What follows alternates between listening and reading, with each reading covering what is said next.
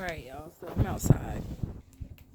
So if you hear the barking and stuff in the background, don't mind it. I'm just enjoying the weather while it's pretty. Because it's pretty here today. Okay, so it's finesse, by the way, for people who haven't been watching these videos already. Trying to get into law school in the fall of this year. And I'm just making a few videos to pretty much talk and explain the process that I've been going through this whole time. Wanted to update you guys on the LSAT. Please forgive me for the noise in the background, because it's around 5:30ish, and of course everybody's coming home from work. The dogs are outside barking, so you have that. And my dog is at the door trying to get out. Look at her. Hey, Mary. She wants to come outside, but she's a runner, so she won't be coming outside. Anyway, so a quick update on the LSAT, the January 26th LSAT. The scores come out on the 15th, so we have 2 days until we get our results back. Ask me how I think I did. Well, I'll tell you guys this, that my anxiety got the best of me on this test. I can honestly say that. So I'm not sure how I did. If I did well, very well, I would actually be quite surprised. If I did around about the same as I did on my last one, I'll take that, especially with the circumstances, because I got sick this time. My anxiety, my stomach, like, everything just got the best of me this time. What was different between this test location and the previous one? Well, this one was actually in Charlotte. My last test was in Belmont, North Carolina, which is only about, from uptown Charlotte, it's probably about 20 to 25 minutes up 80, is that 85? Up 80, Highway 85. Yeah, that's 85. At Belmont University is where I took the test. And at that test location, the building we had it in, it was classroom size. So there was no more than 20 of us in a classroom to take this test. At this uptown Charlotte location, it was at the Hilton Hotel. I don't know if anybody's watching this is from Charlotte or has visited Charlotte and stayed at the Hilton. It's a very large hotel in uptown Charlotte, which is downtown for most people, but we call it uptown here. And it was in a banquet room, a large one, very large banquet room with the classroom style tables, wooden ones. There was, the first couple rows were like a plastic top, and then the next couple rows were wooden, which I did not like, because imagine trying to write your essay on a wooden table with one sheet of paper with the wooden, like, little ridges in it. So I definitely didn't think that was a good idea for them to use those tables. I feel like all the tables should have been the same. But no big deal. Still took the test. First 5 minutes getting into the test, when the proctor asked if we had any questions, well, couple of us raised our hands, about 7 of us. We had an issue with, there was one row next to me, and one of the guys, every time he moved, his table squeaked, and it was almost like a beeping sound, like a watch was beeping. So we were all kind of like looking around trying to figure out what the sound was, and it ended up being his wooden table. So we got that moved, then started the test as normal. It's normal 5-section test, just like any other LSAT. I think the writing prompt this time for me was a little bit easier than the last one. I was able to write more. The sections, I think, were a lot harder than my last LSAT. I think it took me a bit longer to finish certain sections versus how I finished on my taking the test the last time. But overall, I'm not like too concerned with how I did. on the LSAT because, like I said, this is my second time taking it. And at the end of the day, if I'm really just not satisfied with my LSAT score, I can always take it again. Always take it again in June and still attend the school in August. Because what I did learn from an event that I went to last night at Wake Forest University, they had the name of this event was Behind the Scenes, the Admissions Process. So it was a panel, 1, 2, 3, 4. There was a panel of 4 admissions officers from 4 different colleges, Wake Forest being one of them. And I have a few business cards here that I got. I'll show you the rest. This school being a second. This school and this representative being a third. And Tennessee State University being the fourth. So these are people, this panel was made up of people, of course, who would be reading our files had we been applying to their school. So the purpose of this event was to, it was a mock file review. So what they did was they handed us, and I don't even know, let's see where my sheet of paper is here. And it got wet, unfortunately. I just spilled water on it, but I'll show it to you guys anyway.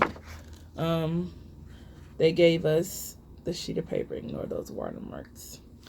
But what this panel did was, so they gave us case studies pretty much. So these are like mock files. So what they did, the files like student profile 1, there was 4 files, student profile 2, 3, and 4. Let's see, they did 2 females and 2 males. And they went over these files, and the first part of this, they went over these files and they read through them. So the file consists of, okay, so it says attributes: female, age 19. Demographics: Caucasian, resides in the state where our law school is located. Background: homeschooled until college, moderately active on campus. Young Life Pre-Law Society as clubs they're a part of. Undergrad: attended Ellsworth University for undergraduate education. Triple major: political science, philosophy, Spanish. LSAT 155, GPA 3.0. Personal statement: writing is fine, but we did not learn much about her. I've always wanted to be a lawyer. I won my first argument with my parents over my bedtime when I was 5. Law school motivation: unclear. She states she likes to argue. Letter of Rec 1, glowing from one of her high school teachers. Letter of Rec 2, from a professor who taught the applicant and describes her as able enough for law school but immature. Addendum, explaining how challenging it is to be a triple major. Okay, so I recorded this session because I'm like being able to like play back all of it versus just taking notes. I thought would be a good idea. So based off that student profile 1, what they did was they went through the profile and then each person explained what they liked about it, what they didn't like about it, and why they didn't like certain things about it. So in this particular clip, I'm going to play you from this event. He's going to talk about, and this first guy you're going to hear is from Wake Forest University, and he's going to talk about why he didn't like the fact of pretty much why her saying that she was a triple major was like hurtful to her application. So let's see, make sure I got the speaker to the right. You know you, and it's pretty superficial. Who wins an argument when they're 5 against their parents? It sounds really obnoxious, right? The personal statement in particular, the triple major thing is something that is really problematic for me, and I think for many reviewers. Can anyone tell me how many majors we require for you to apply to law school? Say it loud. 1. And so what I think when I see that she's a triple major and then uses this as an excuse for a low GPA is, man, you have really poor judgment, right? Like, if I'm going to major in everything I could possibly major in and do very mediocre at all of it. And, we would much rather see someone find something they're compelled to study at a level and to perform at a level that really shows their talent. Maybe this does, but we hope not. And if it does, she may not be a great fit for us, right? So it's just not exciting. If you are a freshman or a sophomore or junior and you're considering a double or triple major or minor, we want you really to explore all of your academic options and to really take full advantage of college. But at the end of the day, the GPA matters. And so it's cold comfort at the end of 4 years to come back and be like, well, my GPA would be higher if I had majored in 14 things and, been in 6 clubs. You know, Priorities, judgment. We're looking for someone who's going to be able to manage all that. And this just isn't a convincing story for us. Okay, so sorry guys, I'm getting over a cold. So what he's basically saying is that they were not impressed with the fact that she was a triple major because she had a low GPA. Well, low for them because I think the median GPA they were referencing was a 3.5 or something of that nature. So her GPA at a 3.0 was very low for them. And so what he was saying was that they weren't impressed with the fact that she was a triple major because why pretty much say you were a triple major only to have done mediocre in all of your classes when you could have just picked one major and done really good at it. So that's what he said about poor judgment, and they don't feel like she would be able to manage law school because you have to have good judgment, and poor judgment speaks to your character. So they were saying pretty much that they disliked this applicant because she had poor judgment and she's immature, pretty much. What else? So I can't play all of the clips for you guys, but I might make another video and just upload the I don't know if you guys would just listen to them, but I might upload them on my profile just so you guys can hear the questions and the answers and them going over each profile, because not only after they went through each profile and pretty much said, I like this, I don't like this, they shouldn't have used this letter of recommendation, they shouldn't have used that letter of recommendation. This guy shouldn't have used his dad, who's already a lawyer, to give him a letter of recommendation. Like, it's a bad look for his file. They also went back through towards the end and said, hey, I would accept this person. Hey, I wouldn't.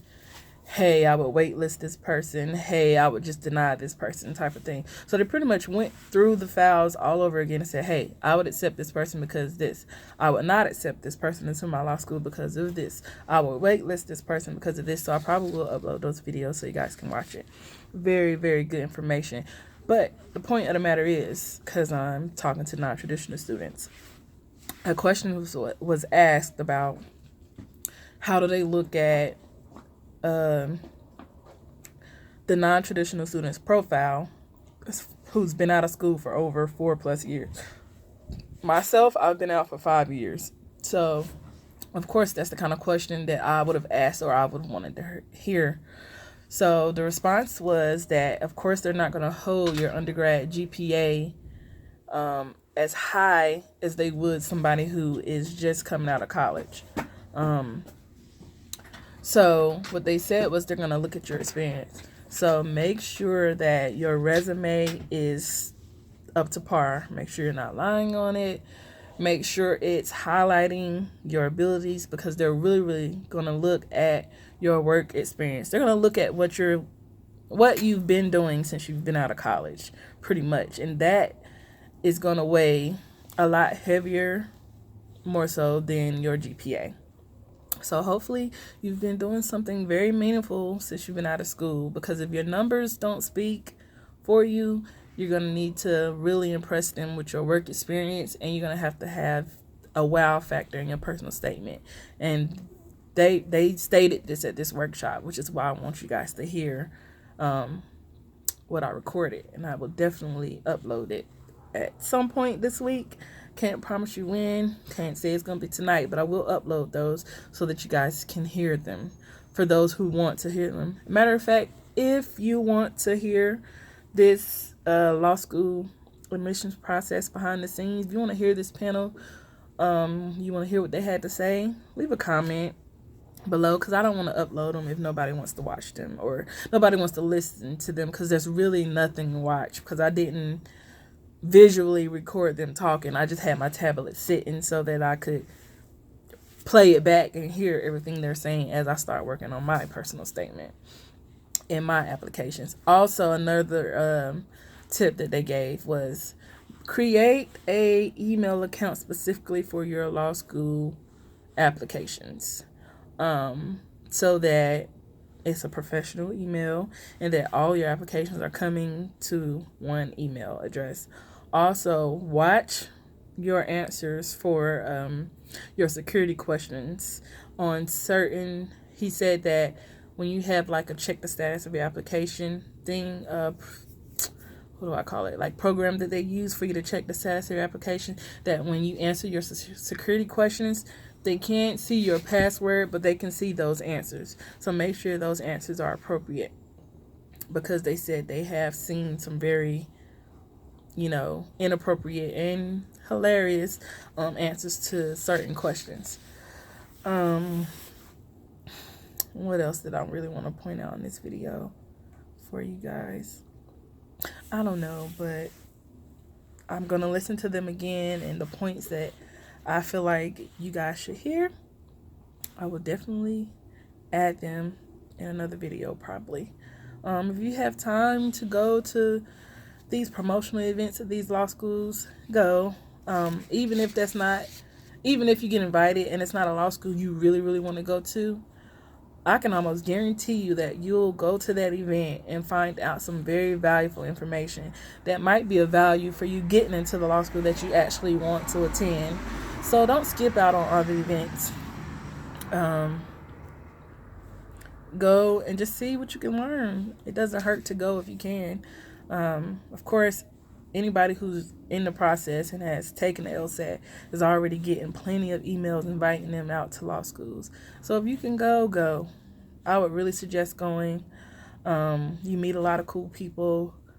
You learn a lot of valuable information. So if you guys have any questions, and if you really want to hear the panel from the event I went to at Wake Forest last night, leave a comment below, because instead of uploading it, I might just send it to you guys individually. So let me know if you want to hear it.